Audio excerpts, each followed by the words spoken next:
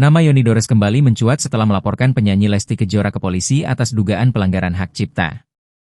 Laporan tersebut berkaitan dengan lagu ciptaannya yang dinyanyikan Lesti tanpa izin dalam sebuah cover lagu tahun 2018. Setelah menunggu selama 7 tahun dan tak mendapat tanggapan, Yoni akhirnya melayangkan laporan resmi pada 18 Mei 2025. Yoni menyebut dirinya sudah 2 kali mengirim somasi namun tidak direspons oleh Lesti maupun timnya.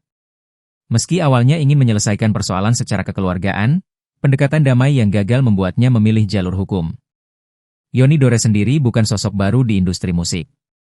Ia dikenal sebagai pencipta lagu untuk penyanyi seperti Nike Ardilla dan Inul Daratista. Ia juga aktif memperjuangkan hak-hak pencipta lagu melalui organisasi Bela Cipta Indonesia, BCI, yang ia dirikan. Selain itu, Yoni adalah adik kandung mendiang Dedi Dores dan sempat memakai nama samaran Ryosa di awal karir agar tidak dianggap menumpang popularitas kakaknya. Ia juga menjalin kerjasama dengan LSM Lira untuk mendukung pekerja hiburan di Indonesia.